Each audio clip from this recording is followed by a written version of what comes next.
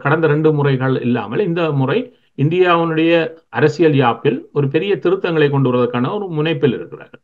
அந்த முனைப்பை அவர்கள் செய்து முடிப்பதற்கு தங்களிடம் 3/2 பெரும்பான்மை இருக்கிறது. அந்த 3/2 பெரும்பான்மையுடன், அதிகரித்த பெரும்பான்மையுடன் நாங்கள் இதை செய்கிறோம் என்று காட்டுவதற்காகத்தான் இவர்கள் இந்த 400 என்கின்ற விடயங்களை எல்லாம் பேசுகிறார்கள்.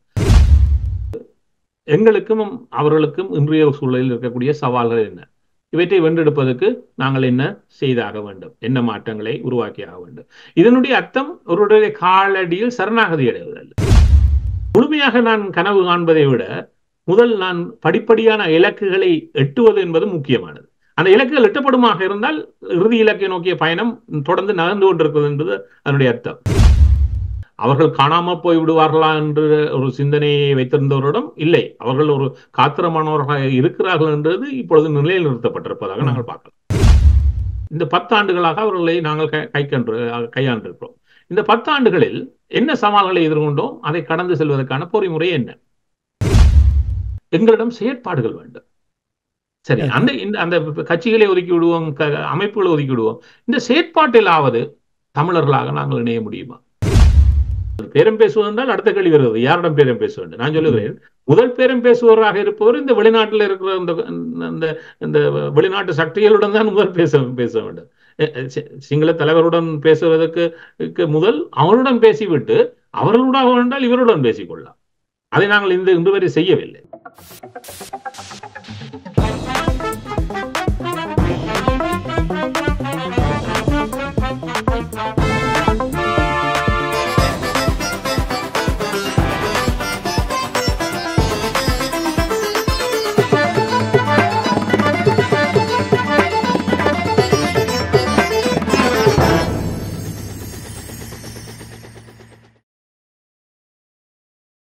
கௌரி டூர்ஸ் மே ஆஃப்டம் விடுமுறையில் 25 தொடக்கம் 28 வரை 4 நாட்கள் லூட்ஸ் மாதா, டிஸ்னிலாண்ட், ஈஃபில் டவர் சென்று வர ஓர் அரிய சந்தர்ப்பம். உணவு, தங்குமிட வசதி உட்பட தனிநபர் ஒருவருக்கு 420 பவுண்ட்ஸ் மட்டுமே. தொடர்புகளுக்கு 0208308611 gauritours.com. அனைத்துலக உயிரோடை தமிழ் ILC தமிழ் உயிரோடை தமிழில் அன்பர்களே, அரசியல் களம். இன்றைய அரசியல் கள நிகழ்ச்சியில் எங்களோடு கனடாவிலிருந்து ஆய்வாளர் நேரு குணரட்னம் அவர்கள் இணைகின்றார். வணக்கம் நேரு குணரட்னம் அவர்களே. வணக்கம். இன்றைய அரசியல் கள நிகழ்ச்சியில் நாங்கள் முதலில் இந்த ஆண்டு உலகம் பூராவும் கிட்டத்தட்ட 60 நாடுகளில் தேர்தல்கள் நடந்து கொண்டு வருகின்றது. முக்கிய நாடுகளாக பார்த்தால் அமெரிக்கா, பிரித்தானியா மற்றும் இந்தியா போன்ற நாடுகளில் இந்த தேர்தல் நடைபெற்றுக் கொண்டிருக்கிறது. இந்தியாவில் தேர்தல் ஆரம்பித்து விட்டது. 7 வாரத்துக்கான தேர்தல், அங்கே கட்டம் கட்டமாக இந்த தேர்தல் நடந்து கொண்டிருக்கின்றது. தமிழகத்தில் ஏற்கனவே வாக்களித்திருக்கிறார்கள். இங்கே என்னவென்றால், இந்தியா அயல் நாடு. இந்தியாவுக்கும் ஈழத்தமிழர்களுக்கும் இலங்கை தீவுக்கும் இடையில் பின்னி பிணைந்திருக்கின்றது. நாங்கள் வெறுமனவே புறம் தள்ளி செல்ல முடியாது. நாங்கள் விரும்பியோ விரும்பாமலோ சில விடயங்களை நாங்கள் கோபக்காரராக இருந்தாலும் நாங்கள் நகர்த்தித்தான் செல்ல வேண்டும். ஆனால் நாங்கள் இதை தந்திரமாக, எவ்வாறு உலகப்பரப்பில் இருக்கிற நாடுகள் ராஜதந்திர ரீதியில் தந்திரமாக காய்களை நகர்த்துகிறார்களோ அவ்வாறு தமிழர்களும் நகர்த்த வேண்டும் என்பதுதான் நாங்கள் அடிக்கடி கூறிக்கொண்டு வருகின்ற விடயம். இந்த தேர்தல் தொடர்பாக நேரு அவர்களே, நீங்கள் என்ன அவதானிக்கிறீர்கள்? ஆட்சியில் யார் வருகிறார்கள் என்பது முக்கியம். ஏனென்றால் கட்சிகள் மாறி மாறி தேர்தலில் வந்து வெற்றி பெறுவார்கள், போய்விடுவார்கள். ஆனால் தமிழர்களை பொறுத்த மட்டும் அதை எவ்வாறு கையாள வேண்டும் என்று சரியான வழியில் நகர வேண்டும். இந்த தேர்தல் தொடர்பாக நீங்கள் என்ன அவதானிக்கிறீர்கள்? இனி தமிழகத்தில் தேர்தல் தொடர்பான விடயங்களையும் பார்ப்போம். முதலில் பொதுவாக அந்த தேர்தல் தொடர்பாக நீங்கள் என்ன அவதானித்தீர்கள் என்பதை கூறுங்கள். அது இன்றைய உலகம் எல்லா விடயத்திலும் அது பொருளாதார ரீதியாக இணைக்கப்பட்டிருப்பது மட்டுமல்ல, அரசு ரீதியாகவும் இராணுவ ரீதியாகவும் கூட அது இணைக்கப்பட்ட ஒரு அரசாகவே இருக்கிறது. என்னால் அவ்வாறு இருப்பதால் தான் நாங்கள் 2009 சொல்லிக் கொண்டுறோம், பல நாடுகள் சேர்ந்து என்று நம்மவர்கள் வாயில் என்றும் சொல்லிக் கொண்டு அர்த்தம் இராணுவ ரீதியாக உலகம் கூட இணைக்கப்பட்டு தான் இருக்கிறது. அவே இதில் எதையும் புறம் தள்ளி நாங்கள் தனித்துவமான, நாங்கள் செவ்வாய் கிரகத்தில் வாழவில்லை, எல்லாத்தையும் மறந்து விட்டு வாழ்வதற்கு. அதுவும் குறிப்பாக புலத்தில் வாழக்கூடிய தமிழர்களுக்கு ஒரு விடயம் இருக்கிறது. அனைத்து விடயங்களை பொருளாதார ரீதியாக, அரசியல் ரீதியாக, இராணுவ ரீதியாக இந்த விடயங்களை உலக ரீதியாக உற்று பார்ப்பதும் அதிலிருந்து கற்றுக்கொள்ள வேண்டிய பாடங்களும். இப்போ தேசிய தலைமை நாடுகளும் சொல்லுவது, நான் வெளிநாட்டில் புலத்திலிருந்து வருவதை கேட்கிறேன், என்ன கொண்டு வந்தீர்கள்? அவர் எதிர்பார்ப்பது, நீங்கள் சென்ற நாடுகளிலிருந்து என்னென்ன பட்டறிவுகளை நீங்கள் பெற்று வந்தீர்கள் இந்த 3 துறை சார்ந்து. ஏனால் இது நாளைக்கு ஒரு தமிழர் தேசமாக இருந்தாலும் கூட அந்த தேசத்தினுடைய அனைத்து விவகாரங்களுக்கும் இந்த மூன்றும் முக்கியமானவை. அவை அந்த வகையில் பார்க்கின்ற பொழுது இன்றைக்கு உலகத்தில் பல தேர்தல்கள் நடைபெற்றுக் கொண்டு, நீங்க சொன்னது போல இந்த ஆண்டு தேர்தல் ஆண்டாகவே இருக்கிறது. உலகத்தினுடைய பெரிய நாடுகள் அனைத்திலும் தேர்தல் நடைபெற்றுக் கொண்டிருக்கிறது. அமெரிக்காவிற்கும் ரஷ்யாவில் ஏற்கனவே தேர்தல் நடைபெற்று முடிந்திருக்கிறது. அவை இந்தியாவுடைய தேர்தல் அனைத்திலும் பெரிய தேர்தல். ஏனென்றால் இந்தியாவில் இருக்கக்கூடிய 142 கோடி மக்களில் 97 கோடி மக்களுக்கு இந்த தேர்தலில் வாக்களிக்கின்ற உரிமை இருக்கிறது. அந்த 97 கோடி மக்களில் கடந்த தேர்தலில் 2019 67% மக்கள் வாக்களித்திருக்கிறார்கள்.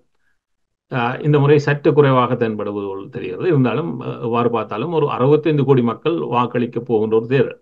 அவ்வாறு பார்த்தால் உலகத்தில் இன்னொரு நாட்டில் மட்டும்தான் இவ்வளவு எண்ணிக்கையிலான மக்களே வாழுகிறார்கள். அவை இவ்வாறான ஒரு தேர்தலை உலகம் பார்க்காது. ஆகவே இவ்வாறான தேர்தலை மையப்படுத்திய இந்த தேர்தலும் குறிப்பாக இது தமிழர்களுடன் நெருங்கி இருக்கக்கூடிய ஒரு பிணைந்த நாடு. ஏனென்று சொன்னால் தென்னாசிய வட்டகையை எடுத்துக்கொண்டால் தென்னாசிய வட்டகையில் மோல்டீவ்ஸில் தேர்தல் நடைபெற்றிருக்கிறது. இதற்கு பின்னர் இந்த ஆண்டு பல தேர்தல்கள் நடைபெற்றிருக்கிறது. பாகிஸ்தானில் தேர்தல் நடைபெற்றது, பங்களாதேஷில் தேர்தல் நடைபெற்றது, இப்பொழுது இந்தியாவில் தேர்தல் நடைபெறப் போவது. இதை கடந்து இலங்கையில் தேர்தல் நடக்க இருக்கிறது. அவை அவ்வாறான வகையில் இந்த இந்த தென்னாசிய வட்டகையே தேர்தல் ஆண்டாக இந்த ஆண்டு இருந்திருக்கிறது. அவை இந்த வகையில் பார்க்கின்ற பொழுது இப்பொழுது இந்திய தேர்தல் 2 கட்டங்களே 7 கட்டங்களில் 2 கட்டங்களுக்கான வாக்கு அளிப்பு நடைந்து பெற்று முடிந்திருக்கிறது இந்த 2 ஆண்டுகள். இன்னொன்று இருக்கிறது, நம்மவர்களிடம் ஒரு பார்வை இருக்கிறது, அனைத்தையும் என்னுடன் மாத்திரம் தொடர்புபடுத்தி பார்ப்பது. அவ்வாறுதான் பார்த்து விட்டால் அது ஆய்வாகவும் இருக்காது, அது சரியான கண்ணோட்டமாகவும் இருக்காது. என்ன சொன்னால் எப்பொழுதும் சொல்றாரு, 3வது ஆளாக வந்து நின்று இதை பார்க்க வேண்டும். அப்பொழுதுதான் கற்றுக்கொள்ள முடியும். அந்த கற்றுக்கொண்டதில் தான் எனக்கான திட்டமிடல் என்பது வர முடியும். நான் என்னுடைய பார்வையில் இருந்து கொண்டு பார்த்தால் அது தவறாக வருவதற்கு நிறைய வாய்ப்புகள் இருக்கிறது. இதைத்தான் நம்ம நிறையவே செய்கிறோம். ஆகவே இந்த இடத்தில் நான் வெளியிலிருந்து இந்த இந்தியாவுடைய தேர்தல் முதல் என்னத்தை சொல்ல இருப்பது, இந்த தேர்தல் என்ன, அவை இந்த தேர்தல் அவ்வாறான ஆட்சியை கொண்டு வரும். இதுவரை நடைபெற்ற தேர்தலில் கடந்த 2 ஆண்டு தேர்தலை எடுத்துக்கொண்டால் இப்பொழுது 2வது தடவையாக பாரதிய ஜனதா கட்சி ஆட்சியில் இருந்திருக்கிறது. இது 3வது தடவையாக அவர்கள் ஆட்சிக்கு வந்தால் அமையக்கூடியது. இந்த கடந்த 2 தேர்தலிலும் 2014 19 ஒரு விடயம் இருந்தது, யார் வெற்றி பெறுவார் என்கின்றது ஒரு கேள்வியாக இருந்தது. ஆனா இந்த தேர்தலில் யார் வெற்றி பெறுவார் என்பதை யாரும் பேசவில்லை. இவர்கள் தான் வெற்றி பெறுவார்கள் என்பதை வைத்துக் கொண்டுதான் தேர்தலை நடைபெறுகிறது. அவ்வளவுதான் இந்த தேர்தல் தொடங்கியது. இப்பொழுது 2 கட்ட தேர்தல்கள் வாக்களிப்பு நடைபெற்றிருக்கிறது. கிட்டத்தட்ட ஒரு 34 தொடக்கம் 35% தொகுதிகளுக்கான தேர்தல் முடிவடைந்து விட்டது. அப்ப இப்பொழுது இருக்கக்கூடிய விடயங்கள் என்னென்னு சொன்னால், இந்த தேர்தல் எவ்வாறான இலக்கை நோக்கி பயணிக்கும். ஆகவே இந்தியாவுடைய தேர்தல் இதில் 543 ஆசனங்களுக்கான தேர்தல் இது. இந்த 543 கடந்த தேர்தலில் 2019 பாரதிய ஜனதா கட்சி 303 ஆசனங்களை பெற்றது. அதான் அது 2019 பெற்றதிலும் பார்க்க அதிகரித்த ஆசனங்கள். அவை அவ்வாறு பார்க்கின்ற பொழுது அவர்களுடைய கூட்டணியாக அவர்கள் 354 ஆசனங்களை பெற்றார்கள்.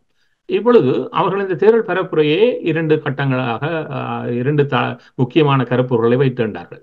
ஒன்று, தாங்கள் இந்த தேர்தலில் தங்களுடைய கூட்டணியாக 400 ஆசனங்களை வெல்லுவோம் என்பது அவர்களுடைய தொடர்ந்த பேசுபொருளாக இருக்கிறது. இன்னொன்று இருக்கிறது, தாங்கள் கடந்த முறை பெற்ற 301 கடந்து 350 ஆசனங்களுக்கு மேல் தாங்கள் பெறுவோம் என்பதையும் அவர்கள் முதன்மையாக வைத்து இந்த தேர்தல் களத்தில் இருக்கிறார்கள். இப்பொழுது ஏன் அவர்கள் இதை முதன்மைப்படுத்தி பேசுகிறார்கள் என்று சொன்னால், அவர்கள் இந்த கடந்த 2 முறைகள் இல்லாமல் இந்த முறை இந்தியாவுடைய அரசியல் யாப்பில் ஒரு பெரிய திருத்தங்களை கொண்டு வருவதற்கான ஒரு முனைப்பில் இருக்கிறார்கள். அந்த முனைப்பை அவர்கள் செய்து முடிப்பதற்கு தங்களிடம் 3/2 பெரும்பான்மை இருக்கிறது. அந்த 3/2 பெரும்பான்மையுடன், அதிகரித்த பெரும்பான்மையுடன் நாங்கள் இதை செய்கிறோம் என்று காட்டுவதற்காகத்தான் இவர்கள் இந்த 400 என்கின்ற விடயங்களை எல்லாம் பேசுகிறார்கள். ஆனால் அவருடைய முக்கியமான இலக்கு இந்த 362 3/2 பெரும்பான்மையை கடந்த வாக்குகளை பெறுவது. அவை இதை வைத்துத்தான் இந்த தேர்தல் களமே நகர்ந்து கொண்டிருக்கிறது. சரி, இந்த தேர்தல் களத்தில் இந்த விடயங்கள் சாத்தியமா, அல்லது இன்றைய சூழலில் இந்த 2 வாக்களிப்பு நடந்திருக்கக்கூடிய சூழலில் எவ்வாறான நிலையில் இந்த தேர்தல் களம் இருக்கிறது என்பதை விரைவாக பார்த்தால், இந்த 400 என்கின்ற இலக்கை அவர்களால் எட்ட முடியுமா? போன முறை 354 என்று சொன்னேன். அது வாய்ப்பு இருக்கிறதா என்று சொன்னால் நிச்சயமாக கிடையாது. ஏன் கிடையாது என்பதற்கான ஒரு விடயத்தை சொல்லுகிறேன் என்று சொன்னால், இப்பொழுது இந்தியாவுடைய தென் மாநிலங்கள் கிட்டத்தட்ட அதாவது ஆந்திர பிரதேஷாக இருந்தாலும் சரி, தெலுங்கானாவாக இருந்தாலும் சரி, கர்நாடகா, தமிழ்நாடு, கேரளா என்கின்ற இந்த 5 மாநிலங்களை எடுத்துக்கொண்டால் மொத்தமாக 130 ஆசனங்கள் அங்கே இருக்கிறது. இதை கடந்து இருக்கக்கூடியவை 413 ஆசனங்கள். இந்த 413 ஆசனங்களில் வட இந்தியாவில் இருக்கக்கூடிய ஆசனங்களை கடந்த முறை பெரும்பான்மையான ஆசனங்களை பாஜக ஏற்கனவே வென்றிருக்கிறது, பெரும்பான்மையாக வென்றிருக்கிறது. ஆகவே அவர்கள் மேலதிகமாக எண்ணிக்கையை அதிகரிக்க வேண்டும் என்றால் அவர்கள் தென் இந்தியாவில் அந்த தங்களுடைய வாக்கு ஆசனங்களுடைய எண்ணிக்கையை அதிகரிக்க வேண்டும். ஆனால் ஒன்று நாங்கள் பார்க்கலாம். நீங்கள் மோடி அவர்களுடைய கடந்த 2 ஆட்சி காலத்தை எடுத்து பார்த்தீர்கள் என்றால் இந்தியாவினுடைய வளர்ச்சி பொருளாதாரத்தில் சமீபத்தில் தான் அந்த புள்ளி விவரங்கள் வெளிவந்திருந்தது. இந்த ஆண்டு அல்ல கடந்த ஆண்டு 8.3% பொருளாதாரம் வளர்ச்சி அடைந்திருக்கின்றது. இனி வருகின்ற செய்திகளை பார்க்கும் பொழுது இந்தியா முழுவதும் அந்த இன்ஃப்ராஸ்ட்ரக்சர் சிறப்பாக செயல்படுத்தி நாங்கள் செய்கின்ற விடயங்களை நாங்கள் பாராட்டித்தான் ஆக வேண்டும். அந்த நாடு வளர்ச்சி பாதையில் செல்கிறார்கள் என்பதில் அப்படி என்று சொன்னால் நீங்கள் கூறுவது அல்லது அவர்கள் எண்ணும் அந்த எண்ணிக்கை 400க்கு மேற்பட்ட ஆசனங்கள் பெறுவதற்கு சில வழிகளில் சாத்தியம் இருக்கலாம் தானே? இல்லை, என்ன நான் இது விருப்பு வெறுப்பு என்பது அவர்களுடைய விடயத்துக்கு நான் வர மாட்டேன். அதாவது இது ஒரு அரசியல் விஞ்ஞானம் என்பார்கள். அரசியல் விஞ்ஞானம் எவ்வாறு என்று சொன்னால் இதை வைத்துக் கொண்டுதான் பலர் தேர்தல் களத்துக்கு வருவார்கள் பல நாடுகளில். அப்ப அந்த அரசியல் விஞ்ஞானம் என்னத்தை கற்றுத்தரும் என்று சொன்னால் ஒரு ட்ரெண்ட் செட், அதாவது கடந்த தேர்தல்கள் எவ்வாறு அமைந்திருக்கிறது, இவ்வாறு இந்த தேர்தல் எவ்வாறு அமைந்திருக்கிறது, எங்கு அந்த எண்ணிக்கையை அதிகரிக்கலாம், எங்கு அந்த எண்ணிக்கைக்கான வாய்ப்பு வராது என்ற ரீதியில் பார்த்தால் இந்த 400 என்னால் இப்பொழுது நாங்கள் இதை சொல்லிவிட்டு ஜூன் 4ஆம் தேதி நாடும் இதே தளத்தில் பேச வேண்டும் தானே மீண்டும். அவை நாங்கள் நடப்பதை பேசுவது இலகு, இப்ப நடக்க போவதை பேசுவது சவால். அதனால சொன்னேன் 400 நிச்சயமாக எட்ட முடியாது. அதுக்கு காரணம் அதான் சொல்ல வந்தேன்.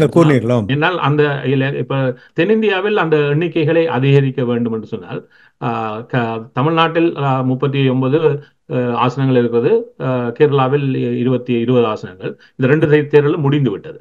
இந்த 2 தேர்தலிலும் அவர்கள் ஒரு ஆசனத்தை கடந்த முறை வெற்றி பெறவில்லை. இந்த முறையும் அதை வெற்றி பெறுவதற்கான வாய்ப்பை காண முயற்சி தமிழ்நாட்டில் மட்டும் இருந்தது. கேரளாவை விட மிக அதிகமான முயன்றார்கள் தமிழ்நாட்டில் அவ்வளவு. ஆனால் அந்த முயற்சியை அவர்கள் எட்டவில்லை என்பதுதான் உண்மை. அந்த முயற்சியில் கணிசமான ஒரு முன்னேற்றத்தை நோக்கி நகர்ந்தார்கள், ஆனால் அந்த இலக்கை எட்டவில்லை. அது தொடர்ந்தும் அது தமிழகம் சவாலாகத்தான், எந்த கட்சி வந்தாலும் சவாலாகத்தான் இருந்து கொண்டே வருகின்றது. ஆனால் தமிழகம் என்று நீங்கள் கூறும்பொழுது சீமான் போன்றவர்கள் மக்களுக்காகவும் மொழிக்காகவும் ஒரு கொள்கை ரீதியாக உண்மைத்தன்மையோடு ஒரு காத்திரமாக செயல்படுகிற ஒரு அரசியல்வாதியாக காணப்படுகின்ற இவர்களுடைய அந்த ட்ரெண்டை நீங்கள் கூறினீர்கள், அந்த ட்ரெண்டை உடைப்பதற்கான வாய்ப்புகள் இருக்கிறதா? இந்த முறை தேர்தலில் தமிழகத்தை பொறுத்தவரை சில கட்சிகள் காணாமல் போகும். கமலஹாசனுடைய நீதி மையம் எல்லாம் இந்த தேர்தலுடன் காணாமல் போகின்ற கட்சிகள். ஆனால் வளர்ச்சியை நோக்கி போகக்கூடிய கட்சிகள் என்று பார்த்தீங்கன்னு சொன்னால் நிச்சயமாக இப்பொழுது 7% சீமானுடைய நாம் தமிழர் எட்டியிருந்தது. கடந்த தேர்தலில் 35 லட்சம் வாக்களை அவர்கள் எட்டியிருந்தார்கள். இப்பொழுது இந்த தேர்தலில் அவர்கள் அதை 50 லட்சத்துக்கு மேல் எடுத்து சென்றாலோ 10% வாக்குகளை கடந்தாலோ அது அவர்களுக்கு அடுத்து வரக்கூடிய, இப்பொழுது இந்த தேர்தலை கடந்து பலர் எவ்வாறு கணக்கு போடுவார்கள் தமிழகத்தில் என்று சொன்னால் 2026 வரக்கூடிய சட்டசபை தேர்தலில், அந்த சட்டசபை தேர்தலில் அவர்கள் கணிசமான முன்னேற்றத்தை காண முடியும். ஆகவே அதுக்கான ஒரு பொறிமுறை இப்பொழுதும் அவர்களும் கற்றுக்கொள்ள வேண்டிய பாடம் இருக்கிறது என்று சொன்னால், நான் ஒரு தேர்தல் விஞ்ஞானம் என்று சொன்னேன். இப்போ இந்தியாவில் அதிகம் பேசக்கூடிய ஒரு பெயர் கிஷோர். ஏன்னு சொன்னால் அவர்தான் இந்த திட்டத்தை வகுத்து கொடுப்பது. இந்த திட்டத்தை ஏன் மோடி ஆட்சி இன்னும் சிறப்பாக இந்த தேர்தல், இப்பொழுது அவர்கள் இது 3வது தடவை. எப்பொழுதும் 2 தடவை நீங்கள் ஆட்சியில் இருந்தால் உலகத்தில் எந்த நாட்டில் இருந்தாலும் அது சரிவுதான்.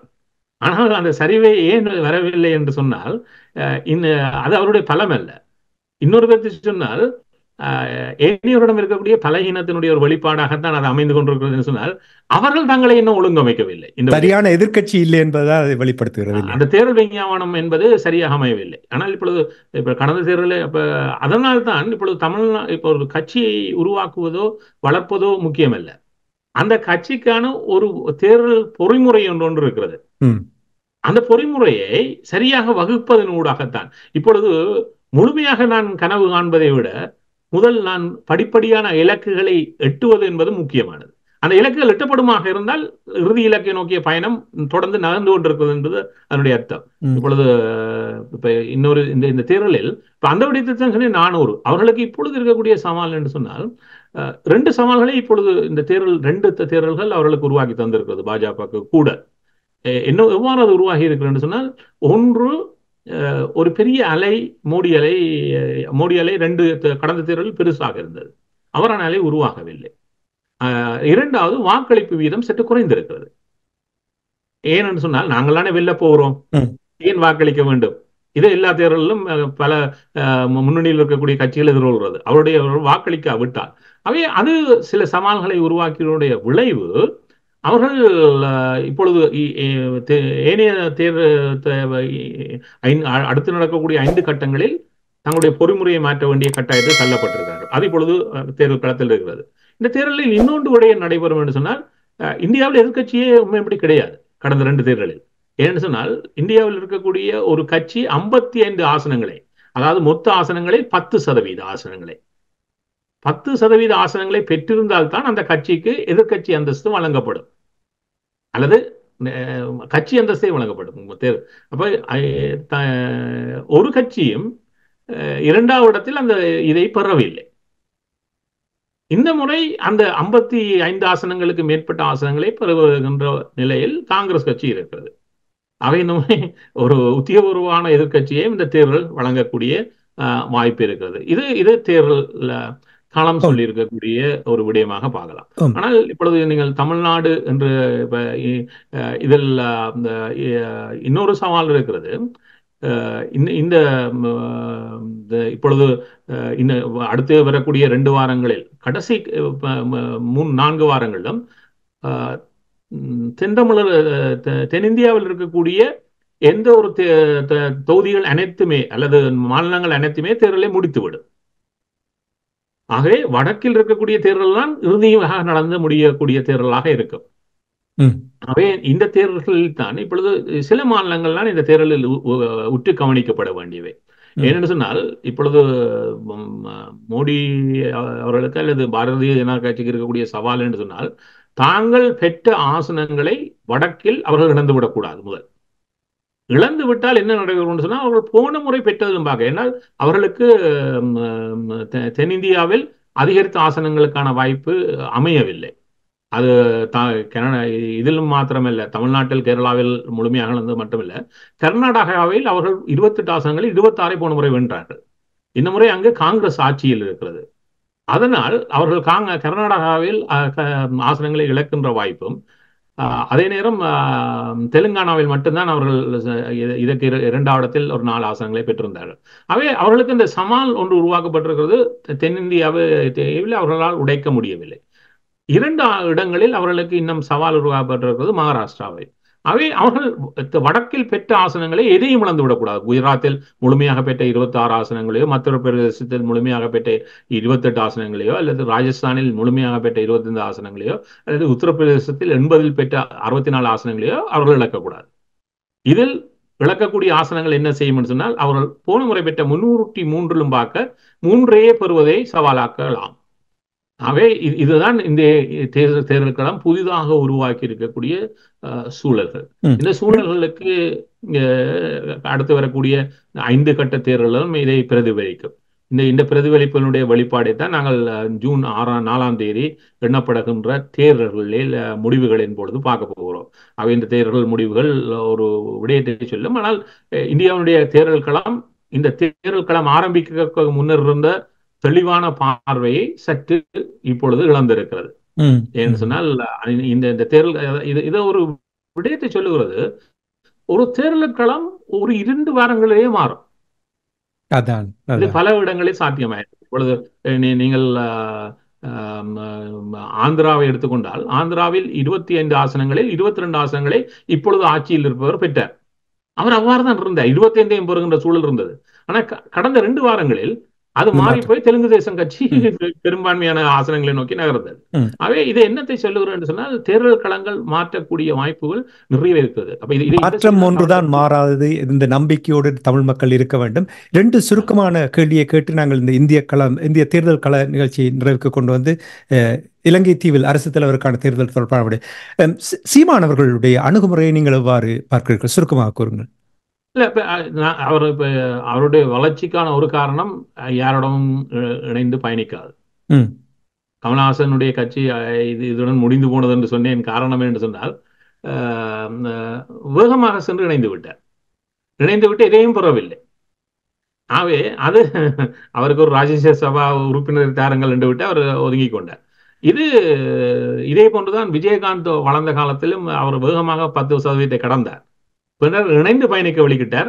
அவருடைய வாக்கு வங்கி சரிந்தது. ம், இப்போ இவர்கள் நாங்கள் இணைய மாட்டோம் என்று இறுதி வரை நிற்கிறார்கள். அது அவருடைய வளர்ச்சியை காட்டுகிறது, ஒரு மாற்றத்தை நோக்கி பயணிப்பவர்கள்.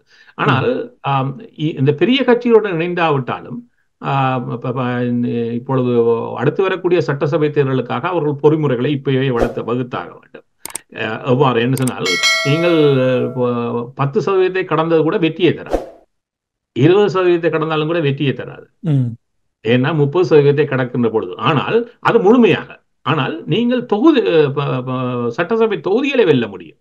வெல்லுவதற்கு இப்பொழுது இந்த தேர்தலில் நீங்கள் 20% கடந்த சட்டசபை தேர்தல் தொகுதிகள் என்று சிலது இருக்க போகிறது நாம் தமிழர் கூட.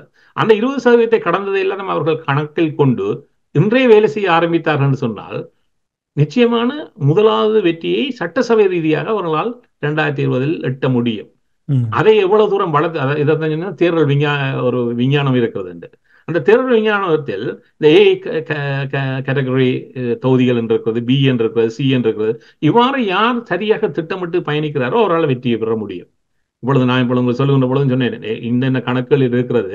இந்த கணக்குகள் சிதைகின்ற சவால் வருகின்ற பொழுதுதான் அதனுடைய பெறுபவர்களும் சவால் அடைகிறது என்று. இது ஒரு தேர்தல் விஞ்ஞானம். இந்த தேர்தல் விஞ்ஞானத்தை சரியாக புரிந்து கொண்டு நம்மர்கள் நகருவார்களாக இருந்தால் எந்த இலக்கை நோக்கி பயணிப்பவரும். இப்ப நாங்கள் எவ்வளவுதான் பேசலாம், ஆனால் வாக்காளரை அழைத்து வந்து வாக்கு சாவடியில் வாக்கு போட வைக்க முடியவில்லை என்று சொன்னால் அது காற்றுடன் போன செய்தியாக தான் இருக்கும். இப்படிதான் இலங்கை தீவில் ஜேபிபி பார்க்கப்பட்டது. நிறைய பேரை காட்டுவார்கள், ஆனா அந்த காட்டியவர்களை வாக்கு எண்ணி பார்க்கின்ற பொழுது அவர்கள் காணாமல் போய்விடுவார்கள். நீங்கள் சீமான் தொடர்பாக கூறுவது உண்மையிலே ஒரு திடமான ஒரு அரசியல்வாதியாகவும், அவர் ஓரளவுக்கேனும் உறுப்பினர்களை வெல்வார்களாக இருந்தால் நான் நினைக்கிறேன் தமிழகத்தில் அந்த அரசியலில் ஒரு மாற்றம் வரலாம் என்று எதிர்பார்க்கப்படுகின்றது.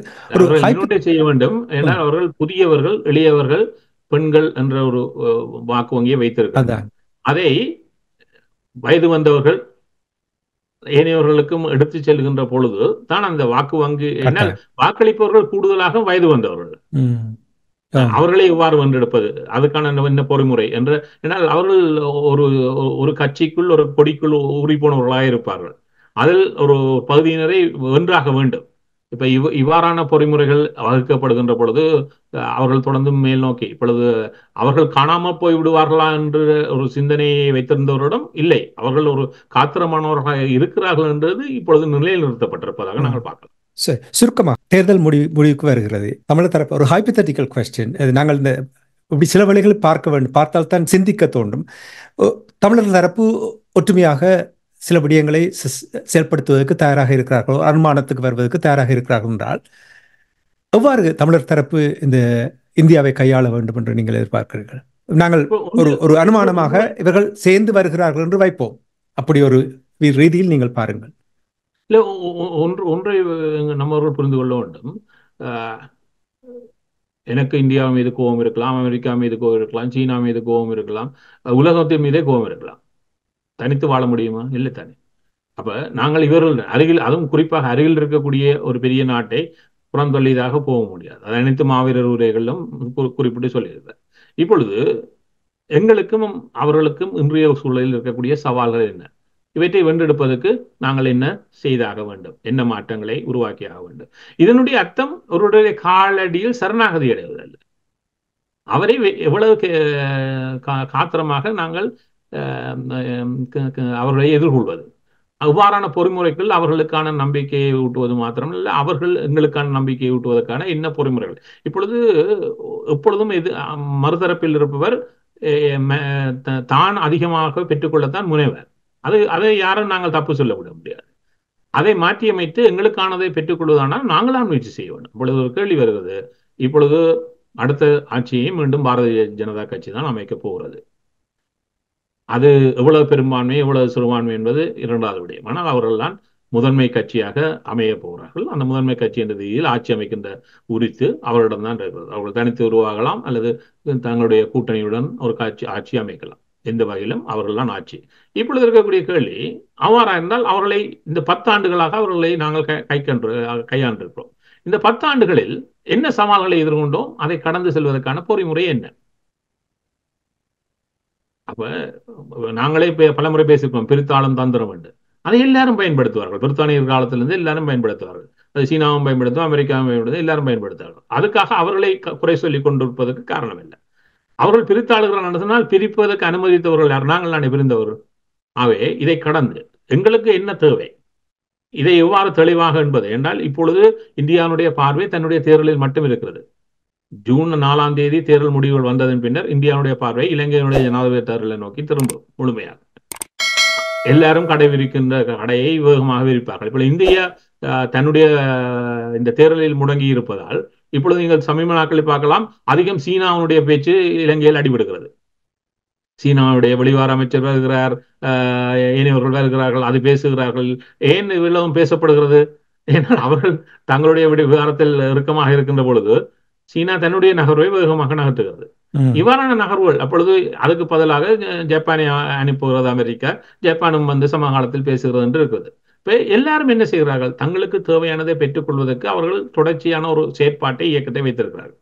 இப்ப எங்களிடம் இருக்கக்கூடிய கேள்வி, எங்களிடம் அந்த தொடர்ச்சியான செயற்பாடும் அந்த இயக்கமும் அதுக்கான ஒரு தெளிவான பார்வையும் உருவாக்காமல் இருப்பது எங்களுடைய குறைபாடு மட்டும்தான். அதை மாற்றி அமைப்பதற்கு மட்டும்தான் நாங்கள் முனைய வேண்டும். அந்த குறைபாடு தெரிந்து கொண்டு நாங்கள் மாற்றவில்லை என்றால், திருத்தவில்லை என்றால் வேறு ஒன்றுமே இங்கே தமிழர்களால் செய்ய முடியாது இல்லையா? அதாவது நாங்களே குழியை எங்களுக்கு கிண்டுவதா, வேறு யாருக்கு கிண்டுவதில்லை. நாங்கள் தான் கிண்ட போறோமா, அந்த குழிக்கில் நாங்களாக இறங்கிக் கொள்ள போறோம் என்பதை நாங்கள் தான் தீர்மானிக்க வேண்டும். நிச்சயமாக அவை ஏனையவர்கள் மீது பழி போட்டுக் கொண்டிருப்பதால் எங்களுடைய என்னால் வல்லவனுக்கு புல்லும் ஆயுதம் என்று நம்ம மூதாதையர் தான் சொல்லி இருக்கிறார்கள். இப்பொழுது எங்களிடம் புல்லு கூட இல்லையா ஆயுதமாக்குவதற்கு என்பதுதான் கேள்வி. அப்ப அந்த புல்லு என்பது இப்பொழுது உங்களுடைய மதித்திறன் தான். அவை அந்த சிந்தனை திறனூடாக நாங்கள் இப்பொழுது இன்னொன்று இருக்கிறது, இதில் என்னுடைய தனிப்பட்ட நலன்களை கடந்து இன நலன் உள்ளவர்களாவது தனிப்பட்ட நலனுடன் பல சுத்தி தீர்கிறார்கள். அவர்களை விட்டு விடுவோம். இன நலனுடன் 4 பேர் இணைந்து கொள்ளுகின்ற பொழுது தனிநலனுடன் சுத்தி தெரியக்கூடிய அந்த ஒருவர் காணாமல் போவார். இப்போ அதை கூட செய்வதற்கு எங்களுடைய இனம் தயாராக இல்லை. இதில் பலருக்கு இருக்கிறது, அறிவு புத்திஜீவிகளுக்கு இருக்கிறது, பொறுப்பு இளையவர்களுக்கு இருக்கிறது, பெண்களுக்கு இருக்கிறது, புலம்பெயர்ந்த தமிழர் சமூகத்துக்கு இருக்கிறது, எல்லாருக்கும் இருக்கிறது. ஆகவே இந்த கூட்டு பொறுப்பை நாங்கள் இந்த காலப்பகுதியில், என்னால் எங்களுக்கு ஒரு ஜூன் 4ஆம் தேதி வரையும் ஒரு கொஞ்சம் இடைவெளி இருக்கிறது நாங்கள் எங்களை ஒருங்கமைத்துக் கொள்வதற்கு. அதுக்கு பின்னர் அதுவும் கூட கிடைக்காது. ஆகவே அதற்குள் இந்த மாதம், இந்த மே மாதத்தில் எவ்வாறான மாற்றங்களை நோக்கி, என்றால் இது இன்னொரு செய்தியை சொல்லக்கூடிய மாதம், முள்ளிவாய்க்கால் மாதம், ஒரு இன அழிப்பினுடைய மாதம். இந்த இன அழிப்பை உங்கள் மீது செய்ததன் பின்னர் கூட நீங்க திருந்த மாட்டீர்களா என்று எங்களுடைய உறவுகள் கேட்கிறார்கள். நீங்கள் இப்பொழுதும் திருந்த மாட்டீர்கள் என்றால் இப்பொழுது திருந்துவீர்கள் என்ற ஒரு கேள்வியை அவர்கள் எங்கள் மீது வைக்கிறார்கள். அவர்களுக்கு என்ன பதில் சொல்ல போகிறோம் மே 18ஆம் தேதி என்பதை இந்த 18 நாட்களும் சிந்தித்துக் கொள்ளலாம். ஒவ்வொருவரும், அதாவது அமைப்புகளாக இருக்கட்டும், அரசியல்வாதிகளாக இருக்கட்டும், ஒவ்வொருவரும் சிந்திக்க வேண்டும். அதைத்தான் நான் இங்கே அடிக்கடி கூறிக்கொண்டு பிரித்து வைத்திருக்கிறார்கள் என்று சொல்லிக் கொண்டிருக்கிறீர்கள். அது தெரிந்தபடியால் தான் நீங்கள் சொல்லுகிறீர்கள் பிரித்து வைத்திருக்கிறார்கள். ஏன் நீங்கள் அதுக்கு ஒரு சரியான உபாயத்தை கண்டுபிடிச்சு நீங்கள் சேர்ந்து அவர்களுக்கு செயல்பட முடியாது என்பதை தான் நான் அடிக்கடி இங்கே கூறிக்கொண்டு வருகிறேன். நீங்கள் இப்போ அரசு தலைவர் தொடர்பாக நீங்கள் கூறினீர்கள். இந்த பொது வேட்பாளர் தொடர்பாக அரசு தலைவர் தேர்தல் உண்மையிலேயே தமிழர்களுக்கு அது எந்த விதத்திலும் பயன்படாது. ஆனால் இங்கே ஒரு சூழல் அமைந்திருக்கின்றது, பேரம் பேசுவதற்கு அல்லது எங்களுடைய வலிமையை வெளிப்படுத்துவதற்கான நேரம் ஏற்பட்டிருக்கிறது. ஆனால் எங்களுடைய அரசியல்வாதிகளை பார்த்தீங்கன்னா ஒரு சின்னத்தனமான எந்த ஒரு சிந்தனையும் இல்லாமல் அறிவில்லாத முடிவுகள், அதாவது புறக்கணிகள் என்றால் அதுக்கு காரணம் என்ன தெரியுமா? தெற்கிலங்கையில் இருக்கின்ற சிங்கள அரசியல்வாதிகள் ஒருவரையும் நாங்கள் நம்ப மாட்டோம் என்ற ஒரு செய்தியை கூறுகிறதா? இது சொல்லவா வேணும்? குழந்தை கூட சொல்லும், இந்த இதுதான் அந்த புறக்கணிக்கு காரணம் என்று சொல்லுகிறார்கள் ஒரு கட்சி. இதை கேட்ட உடனே எனக்கு இப்பொழுது விளங்குகிறவர்களுடைய தரம் எவ்வளவு இருக்கின்றது அரசியல் என்று உண்மையில் நான் மன்னித்துக் கொள்ளுங்கள் அப்படி கூறுவதற்கு. இல்லை, நான் ஒரு விடயத்தை தான் பார்த்தேன்னால், இன்னும் இந்த விவகாரம் நிறைய பேசப்படுகிறது, அங்கொன்றும் இங்கொன்றுமாக தொடர்ந்து பேசப்பட்டு கொண்டிருந்தாலும் இன்னும் நான் இவர்களுக்கு எல்லாருக்கும் சொல்லக்கூடியது, இலங்கையினுடைய இந்த இப்பொழுது இருக்கக்கூடிய அரசியல் அமைப்பின் கீழ் தான் இந்த தேர்தல். இந்த அரசியல் அமைப்பு பல விடயங்களை சொல்லுகிறது. அதை கூட இன்று வரை யாரும் வாசித்து புரிந்து கொண்டதாக எனக்கு தெரியவில்லை. என்று சொன்னால், இப்பொழுது நாங்கள் இதில் இந்த தேர்தலினூடாக தமிழ் மக்களை இன்னும் முன்னகட்டி செல்வதற்கான ஒரு பொறிமுறையை வகுத்தாக வேண்டும். அந்த பொறிமுறை இந்த தேர்தலின் பின்னர் ஏமாற்றப்பட்டோம் என்று சொல்லிக் கொண்டிருந்தால், அவர்கள் யாரும் ஏமாற்றவில்லை. நாங்கள் இன்று ஏமாளியாக இருக்கிறோம் என்பதை நெற்றியில் பட்டை குட்டி கொண்டு தெரியலாம் தமிழர்கள். என்று சொன்னால் என்னால் நெடுங்களும் கொண்டு சொல்லிக் கொள்கிறோம், அவர்கள் ஏமாற்றி விட்டார்கள். அப்ப நான் ஒரு திருப்பி ஒன்றை கேட்க மறந்து விடுகிறோம். அவர் ஏமாத்தினாண்டா ஏமாந்தவன் நான் தானே. ஏமாறாமல் இருக்க வேண்டும் என்று சொன்னால் நான் திறமையானவனாக இருக்க வேண்டும். அவ்வாறு திறமையானவனாக இருக்க வேண்டும் என்று சொன்னால், இந்த இதில் என்ன ரெண்டு மூன்று விடயங்கள் பார்த்தேன். தமிழர் வாக்குகளை இல்லாமல் ஒரு சிங்கள தலைவர் தெரிவு செய்ய முடியாது. நான் ஒரு சிங்கள தலைவராக இந்த தேர்தலில் இருக்கின்றவைகள் தமிழர் வாக்குகளை புறந்தள்ளியே என்னால் வெல்ல முடியும் என்ற பொறுமுறை எனக்கு தெரிந்திருக்கும். அதை நம்மவர்கள் இன்னும் புரியவில்லை என்றுதான் எனக்கு. ஆகவே அதை புரிந்து கொண்டால் தான் திட்டமிடலும் செய்ய முடியும். என்று சொன்னால், இலங்கையினுடைய இந்த முறை 50% பெறுவதற்கு வாய்ப்பு இல்லை என்று தெரிகிறது. முதல் தடவையாக இலங்கையினுடைய ஜனாதிபதி தேர்தலில் 50% யாரும் பெறுவதற்கான வாய்ப்பு இல்லாத ஒரு தேர்தலாக இது அமைவதற்கான வாய்ப்புகள் அதிகமாக இருக்கிறது. அவ்வாறான சூழ்நிலையில் அதற்கு பின்னர் இந்த தெரிவை எவ்வாறு அமைவது என்பதில் தமிழ் முஸ்லிம் வாக்களை கடந்து ஒருவர் தெரிவு செய்யப்படலாம். அது இன்னொரு பொறிமுறை. இந்த பொறிமுறையை புரிந்து கொண்டால் அதையும் தெரிந்து கொண்டுதான் நாங்கள் இந்த எங்களுடைய களத்தை நகர்த்தி ஆக வேண்டும். ஒரு களத்தை நகர்த்தி இப்படியும் செய்யலாமான்னு புறத தோற்று போறது இன்னும் அசிங்கமாகிவிடும்.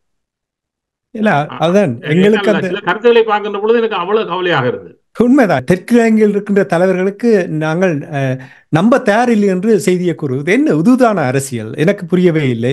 இப்ப பாருங்கள், பொது இன்னொருவர் சொன்னார் ஒரு கருத்தை, நாங்கள் முஸ்லீம்களையும் இணைத்து மலைய தமிழர்களையும் இணைத்து இணைக்க வேண்டும் இந்த பொது வேட்பாளர்கள் என்று சொல்லிவிட்டு அது ஒரு முக்கியமான சொல்லுவார்.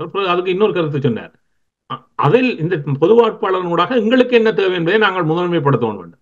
எனக்கு புரியவில்லை. எங்களுக்கு தேவையான முதன்மைப்படுத்த போறோம், அதுக்கு ஏன் முஸ்லீம் மலையத்த மக்களும் வாக்களிக்க போகிறார்கள்?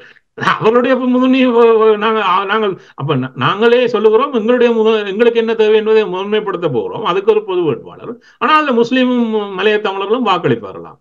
அப்ப எனக்கு புரியவில்லை. அறிவுஜீவிகள் என்று சொல்லக்கூடிய அம்மாவர்கள் சொல்லுகின்ற கருத்துகள் புரிதலுக்குள்ளவனானவையா?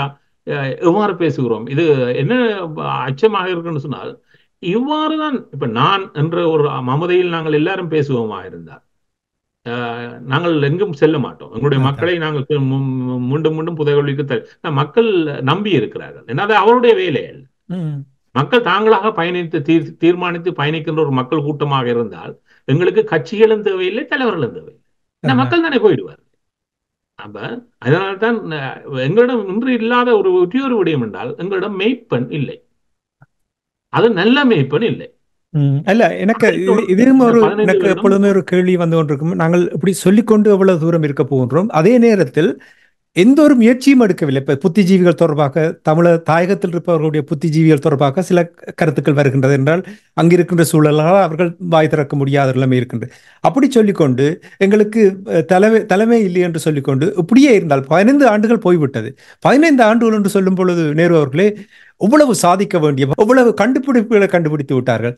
இப்ப நாங்கள் வெறுமனவே முள்ளிவாய்க்கால் நினைவேந்தலையும் மாவீரர் நாளையும் நினைவு கூர்ந்து உறுதிமொழி எடுத்து கொண்டிருந்தால் அங்க தமிழ் தாயகத்தில் இருக்கிற மக்களுக்கு என்ன செய்ய போகின்றோம்? இந்த கேள்வி என்பது பல மட்டங்களிலான கேள்வி.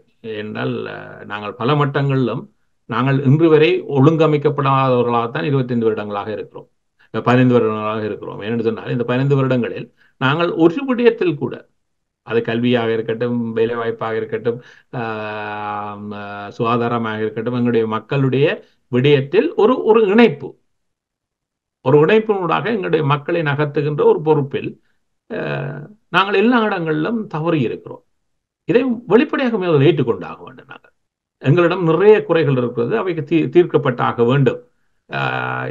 எங்களிடம் மேலதிகமான கட்சிகளும் வேண்டாம், மேலதிகமான அமைப்புகளும் வேண்டாம். இருப்பவையிலே வைத்துக்கொண்டே ஒன்றும் நடக்கவில்லை. பிறகு எல்லாத்துக்கும் இதை மாத்திரம். ஆனால் எங்களிடம் செயற்பாடுகள் வேண்டும். சரி, அந்த கட்சிகளை ஒதுக்கி விடுவோம், அமைப்புகளை ஒதுக்கி விடுவோம். இந்த செயற்பாட்டிலாவது தமிழர்களாக நாங்கள் இணைய முடியுமா? அந்த செயற்பாடுகள் என்ன? அதை எவ்வாறு முதன்மைப்படுத்த போகிறோம், எவ்வாறு பயணிக்க போகிறோம்? ஒரு இடத்தில் 2 தமிழர்கள் இருந்து பேசுவதற்கே சங்கடமாக இருக்கிறது. அது மட்டுமில்லை, நீங்கள் ஒன்றை உருவாக்கி விட்டால் அது அவருடைய ஆள் இவருடைய ஆள் என்று அதுக்குள்ளேயே பிறகு ஒரு பெரிய பிரச்சனையை உருவாக்கி விடுவார்கள் இல்லையா? அது நாங்கள் அதுக்கு நிறைய பழகிவிட்டோம். முத்திரை குத்துவது என்பது, இவ்வளவு கருத்துக்களை பேசுவோம், ஏனையவற்றை புறந்தள்ளி விட்டு என்பது எங்களிடம் கிடையாது. கருத்தையும் ஒரு வெளிப்படையாக பேசுகின்ற பொழுது அதை கிரகிக்கின்ற, ஏற்றுக்கொள்ளுகின்ற, அதை சிந்திக்கின்ற ஒரு பக்குவம் வந்தாக வேண்டும். இவைதான் மாற்றத்தினுடைய வெளிப்பாடு. இப்பொழுது இந்த உலக பரப்பில் எவ்வளவு விடயங்கள் ஒவ்வொரு நாளும் நடைபெறுகிறது. இந்த ஒவ்வொரு விடயங்களும் எவ்வளவு செய்திகளை சொல்லித் தருகிறது, எவ்வளவு படிப்பினைகளை சொல்லித் தருகிறது. இந்த படிப்பினைகளை கொஞ்சம் புரிந்து கொண்டாலே நாங்கள் எங்கேயே போயிடுவோம். அந்த பட்டறிவை நாங்கள் எல்லோரும் எங்களுடைய வாழ்நாளில் நாங்கள் கற்றுக்கொண்டிருக்கின்றோம் இல்லையா? இதை நாங்கள் பயன்படுத்தவில்லை என்றால் எப்பொழுது பயன்படுத்த போகிறோம்? இல்ல, சமீபத்தில் ஒருவரை சொல்லி அவர் தன்னுடைய வேலை வாய்ப்பு ரீதியாக ரொம்ப கஷ்டப்படுகிறார் என்று ஒருவரிடம் சொன்னார். கவலைப்பட்டார். நான் சொன்னேன், அவர் இனத்துக்கான பொறுப்பை ஏற்று பயணித்த காலத்திலேயே ஒன்றும் ஒழுங்காக படிக்கவில்லை, செய்யவில்லை. இனத்துக்கே பாதகங்களுக்கு நிறைய காரணமாக இருந்தார். தன் இனம் சார்ந்த விடயத்திலேயே பொறுப்பை துரைத்து விட்டவர் தன்னுடைய விடயத்தில் மாத்திரம் சிறப்பாக இயங்க முடியும் என்றால், இனம் என்பது இந்த பயணம் எங்களுக்கு நிறைய வாழ்க்கையில் கற்றுத்தரும். அதை எடுத்துக்கொண்டால் அது உங்களுடைய வாழ்க்கை கூட தனிப்பட்ட ரீதியில் சிறக்கும். ஆனா அதை கூட புரிந்து கொள்ளாத ஒரு கட்டமைப்பாக நாங்கள் பல இடங்களில் இருக்கிறோம். இப்பொழுது என்னன்னு சொன்னால், இதுக்கான மாற்றத்துக்கானவர்கள் நம்மிடம் இருக்கிறார்கள். அவர்களுக்கு ஒரே ஒரு செய்தி, நீங்கள் நாங்கள் இந்த உலக விட்டை பிரிந்து விடலாம். ஆனால் உங்களுக்கு ஒரு கேள்வி உங்களை நோக்கியே உங்களுடைய சுயம் கேட்கும், இந்த வாழ்க்கையில் நான் என்னத்தை செய்தேன் என்று. அது உங்களுடைய திருப்தி தரக்கூடிய ஒரு செய்தியாக அமைய வேண்டுமானால் நீங்கள் வெளியே வாருங்கள். கட்டாயம் வெளியில் வந்து ஒரு தாக்கத்தை ஏற்படுத்தி வரலாற்றில் அவர்கள் இனத்தினுடைய நிலைமையை மாற்றுவதற்கு பங்களித்திருக்கிறார்கள் என்ற அந்த திருப்தியோடு, ஆத்ம திருப்தியோடு அவர்கள் நாளை ஒதுங்கலாம் இல்லையா? அப்படி இல்லை என்று சொன்னால் காலம் கடந்த பின்பு அதை செய்திருக்கலாம், இதை செய்திருக்கலாம் என்று சிந்திப்பதில் எந்த ஒரு பிரயோசனம் இல்லை.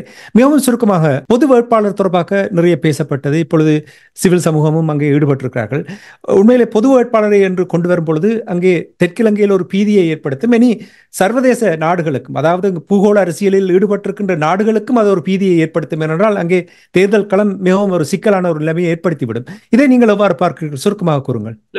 அந்த பொது வேட்பாளர் 2 விடயத்தை நம்மளோட சொல்லிக்கொள்ள விரும்புவது என்று சொன்னால், பொது வேட்பாளர் என்பது நீங்க சொன்னது போல 2 பகுதியினரிடம் ஒரு சவாலை உருவாக்கும். ஏனால் இப்ப நான் போட்டி களத்தில் இருக்கின்றால் என்னுடைய முதல் இலக்கு முதலாவது வாக்களிப்பிலேயே 50% பெற்று வெற்றி பெற்று விட வேண்டும், முதலாவது வாக்களிப்பிலேயே. அப்ப அதுக்காக நான் நிச்சயமாக 2 தரப்பும் பேசுகின்ற பொழுது அவரிடம் தெளிவாக பெற்றுக்கொள்ளக்கூடிய ஒன்றை வரையறுத்து அதை பெற்றுக்கொள்வதற்கு முனைய வேண்டும். அது இப்பொழுது சமகாலத்தில் அதுக்கான காலம் இப்பொழுதுதான். இல்லை என்று சொல்லி நாங்கள் இதையும் கடந்த ஒரு பொது தேர்தலில் ஒரு பொது வேட்பாளருடன் போய் களத்தில் நிற்கிறோம் என்று வைத்துக் கொள்வோம். அது ஒரு செய்தியை மட்டும் சொல்லும், பேரம் பேசுகின்ற இதை இல்லாதது. ஏன்னா அதுக்கு பிறகு பேரம் பேசுறதுக்கு இருக்க மாட்டான். அதுக்கான காலம் நாங்கள் 2 செல்ல வேண்டி வரும். அப்ப அது என்ன செய்யும் சொன்னால், இந்த தேர்தலில் தெரிவு செய்யப்பட போறவருக்கு இந்த பொது வேட்பாளர் எந்தவித தாக்கத்தையும் செலுத்த மாட்டார். ஏன்னு சொன்னால் அவருக்கு 2வது அப்படின்னா நாங்கள் பொது வேட்பாளர் போட்டு 2வது வாக்கு யாருக்கு? ஏன்னா ஒரு வாக்காளருக்கு 3 வாக்குகள் இருக்குது. முதலாவது தெரிவு, 2வது தெரிவு, 3வது தெரிவு.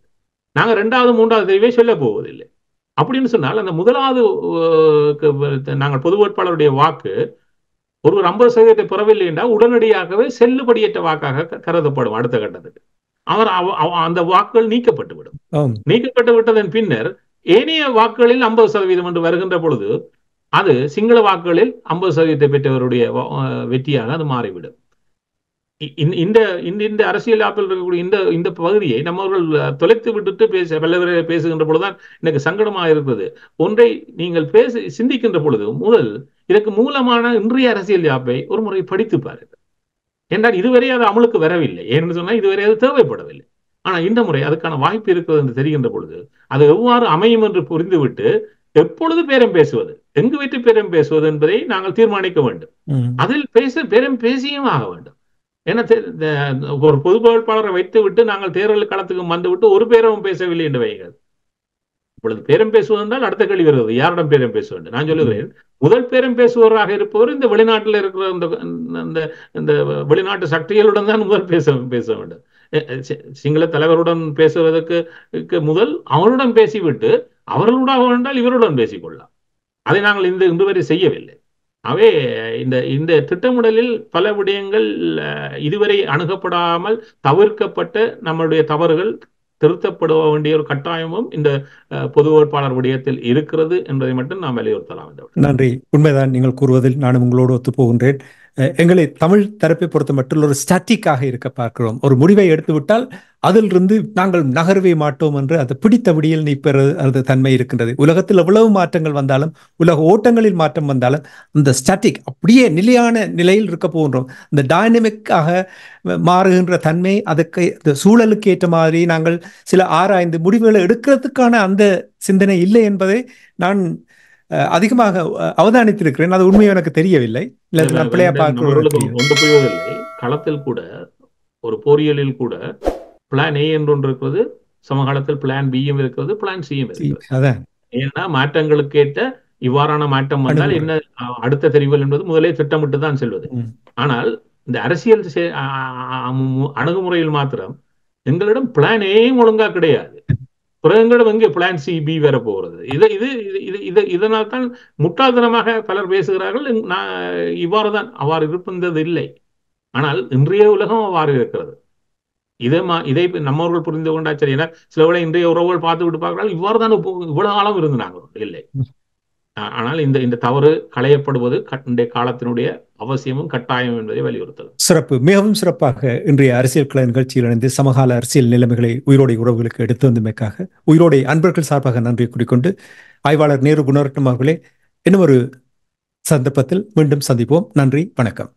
நன்றி, வணக்கம். கௌரி டூர்ஸ் மே ஆஃப்டம் விடுமுறையில் 25 தொடக்கம் 28 வரை 4 நாட்கள் லூட்ஸ் மாதா, டிஸ்னிலாண்ட், ஈஃபில் டவர் சென்று வர ஓர் அரிய சந்தர்ப்பம். உணவு, தங்குமிட வசதி உட்பட தனிநபர் ஒருவருக்கு 420 பவுண்ட்ஸ் மட்டுமே. தொடர்புகளுக்கு 0208308611 gauritours.com.